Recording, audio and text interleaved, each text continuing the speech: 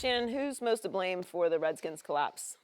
You mean the Washington Falcons? I mean, excuse me, I'm sorry, Joy, that slipped out. The defense. I don't know what more you can ask of Kirk Cousins. He's 22 of 32, 322, 3 touchdowns, no turnover. Had the second or highest third QBR on today. 15-point lead with 3 minutes or less in the ball game. And the defense give up drives of 75 and 87. Breeze was 11 for 11 on his last 2 drives. The Washington defense allowed 532 yards. Now, Joy, if you go back with me to the beginning of the season, the New England Patriots gave up 538 to the Kansas City Chiefs. Not one word was uttered about Tom Brady. They said how bad the defense played. Now, that's a whoa, that's ridiculous. Everybody talked about how bad he was in the fourth quarter. Not one word. Words were uttered right over here. Hey, Skip. What? Skip. At the beginning of the season, Coach Belichick defense gave up 538 yards. That was the most yard hit it ever surrendered. And everybody was talking about how porous they were.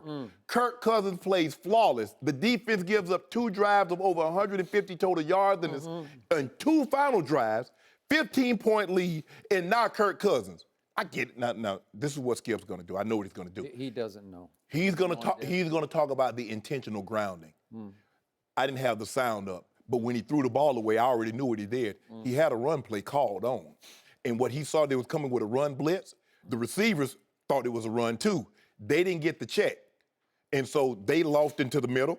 Kurt should have come out better. He should have just killed the ball into the ground. That was miscommunication on the sideline in Kirk Cousins. I understand these things. But if you think that was the play that lost them the game and not giving up a drive of 87, a drive of 75, in the final 2 drives, and the 2-point conversion, I think that had more to do with than Kirk Cousins. Now, mind you, Kirk Cousins scored 31 points on the number 2 scoring defense and had only given up 32 points in the last 3 games. But Kirk Cousins hung 31 on them without Terrell Pryor, without Jordan Reed, and his starting center. But he doesn't make excuses. They lost. But he did, hey. Is that it? Take it away. Thank you very much. Now, back to Kirk Cousins. Obviously, New Orleans has done that to a lot of people in that building. Drew Brees especially has come back on a lot of people. And when you say Kirk Cousins put up big numbers, remember, Marshawn Lattimore has been the best rookie on the field this year in the National Football League. And he went out on the first series and could not come back because he turned his ankle. So the defense suddenly reverted back to what you had called early in the year historically bad. So it's easy to throw a party in New Orleans, a Mardi Gras party on that defense without Marshawn Lattimore. Now, back to Kirk Cousins again.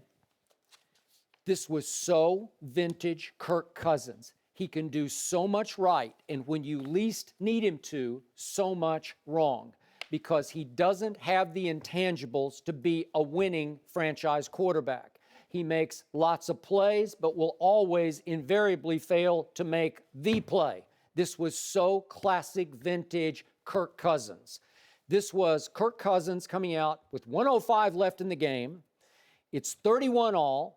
And you got a chance to go down and right the wrong of your defense that has given up the lead of 31-16. Oh, so they did give up a lead, though, right? No, they gave up the lead. 15-point lead, right? Drew Brees, who's done it to a lot of people in that building, getting that crowd behind him. So 105's left. You got it 1st and 10 at your 25, and you hit Jamison Crowder not once or twice, but 3 straight times. You go 12 yards, 10 yards, 19 yards, and all of a sudden you are in field goal business. You got it 1st and 10. 34-yard line of the Saints with 31 seconds left.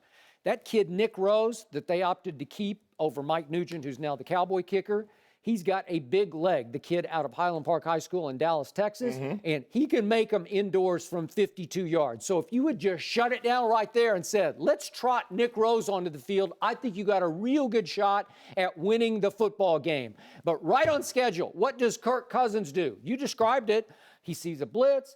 He audibles out of it, and he just stands up and throws it out of bounds. How many years has Kirk Cousins been the starter in Washington? Are we into the 4th year now? Yeah. Wow, a 4th-year starter that you're starting to you're saying you should pay what, $100 million guaranteed to? You're saying it's a done deal. You got to sign him for 5 years. They don't make that kind of play at that moment in a game that's sitting on a silver platter for you to win. because even if you go ahead and run a run play versus the run defense, even if it gets stoned and it goes nowhere for 0 yards, you're still in field goal range. And Kirk Cousins just stands up and throws it out of bounds. It's just dumb. And it's classic Kirk Cousins because he had the second best QBR yesterday in all of the National Football League. But here's the thing, Skip. His instincts tell him run blitz to check out of it. Okay, That's but his you can't just stand up and throw it to nobody because it's intentional grounding. That he said, and it was listen to the conversation that it was. He said he should throw it there. The sideline was telling him to throw it away. Miscommunication. He would have come out better. He did the right thing by audibling out of the blitz. But what he should have did, Skip, was kill the ball into the dirt. And now it's 2nd and 10. He didn't. You could have just clocked it and thrown it at your own feet. That's what I'm saying. Just kill the ball. Instead, it's a 10-second runoff, and instead, the clock is not going to start with the next snap. It's going to start with the whistle ready for play. Right. So the clock is running, and Kirk Cousins is lost. And now he's lost 10, so it's 2nd and 20, all the way back at the 44. And he drops back to pass, and they do a blindside safety blitz. Right. And he gets clocked, and ball's loose, and regulation is over, and you're going to overtime. Right. You just can't do that. So it's obviously on Kirk Cousins' shoulders because if you're that guy, if you're going to be the highest paid quarterback in all of football, you can't make that boneheaded play. But here's the thing, Skip. This is how sports work. Being the highest paid doesn't mean you're the best. It means you're up at the time. You are a free agent. And when, you think Matthew Stafford's going to be the highest paid quarterback? He just happened to be the next guy in line. But the next guy after him is going to make more money than him. That's the biggest misconception. You make the most, therefore you are the best. Let me ask you this, Skip. If Kirk Cousins was in Denver, if Kirk Cousins was in Jacksonville, would they be considered a serious Super Bowl threat? Yeah, and when they least would expect it, he would bite them in the behind because he'd do something boneheaded. Oh, kind of like what Dak did yesterday? Because it's 2 weeks in a row, Dak has lost the ball out of his hand from the blind side. Well, it wasn't at the end of the game with the game on the line. This was game on the line. What happened in Dallas last year? He threw on Thanksgiving Day. We're almost a year through the calendar. 449 yards, 3 touchdowns, no interceptions, but he goes 2 for 5 in the red zone. Dak goes 4 for 4, and it's 31-26 Dallas. Can you winning intangibles, losing intangibles. Can you tell me about the Redskins, Washington's defense?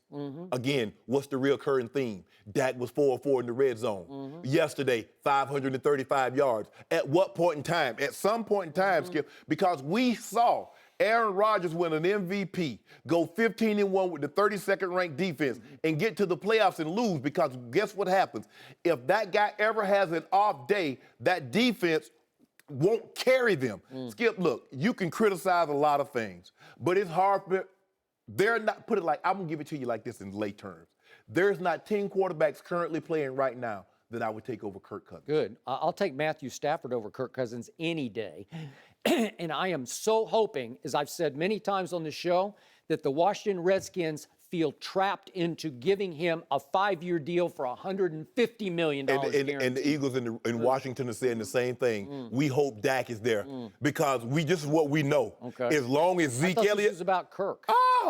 Or as I call him, Kurt Cousins. You call it whatever you. GM called him. No. Skip, stop. You're on this bandwagon. I'm not. I've been off it from the start. That's okay. All I know is the dude is 7th in QBR. He has 17 touchdowns, 5 interceptions. Yep. He's playing. Think about it, Skip. The majority of his season, he lost his 2 best receivers last year. Pierre Garçon, Deshaun Jackson. Jordan Reed, you never know. Flip a coin, he might be in the lineup. Heads, he's in the lineup. Tails, he's out. Well, 75% of the time, he's been out of the lineup. He goes to Seattle without 4 starting offensive linemen. He went again yesterday without his starting center and his 2 receivers. He still found a way to hang 31 on a team that only given up 32. And he found a way to lose. And now the Washington Redskins are 4-6, and a year ago they were 8-7-1, and they're going to miss the playoffs for the 2nd straight year. But give him the most money, please, Washington. Give him the most money. But this is what I don't understand. Kirk Cousins get blamed for a defense that gives up 535, but Brady somehow is not culpable for a defense that gave up 538. I'm confused. What are you talking about? He was culpable that night. He was terrible in the fourth. It's the worst fourth quarter he's ever played. Scared. Tom Brady at home, especially. That was the worst he's ever played. No, everybody was talking about the defense because it was historically bad because they went up, even though they won. It's still historically bad. No, they gave up 538, the most in the Belichick area, and then they era, and then they gave up 400 plus the following week to New Orleans. And everybody was talking about, well, Tom Brady, how long can Tom Brady just score? They've corrected that. But Tom Brady, they did not heap no culpability on Tom Brady like what you and some are trying to do with Cousins. He's Kirk Cousins. What that got to do with anything? He routinely does this again and again and again, but you're driving that bandwagon, you've driven it right into a corner, and you're stuck in the corner. This is what we know. All I know about Dak Prescott is that he ain't looking too well without a starting offensive lineman and his running back. So get back to me. One bad game in 27 starts. Get back to me. Interesting. How did he play? How did he play the week before in Atlanta? I thought he played really well. Now, I ain't asking what you thought. What did the numbers Got say? sacked 8 times, and it should have been 12. Oh, and how many fumbles? Because all I know, one. In the past 2 weeks, this is what we know: 6 turnovers at the hand of Dak Prescott. That's fact. I thought he played really well at Atlanta. Well, he played really poorly last night. If you think a guy turning the ball over 6 times in 3 games is playing well, have at it. Thanks for watching. Subscribe here to get the latest from the show. Be sure to check out more of the best clips from Undisputed, or go watch a few segments from the newest show on FS1, First Things First, with Chris Carter and Nick Wright.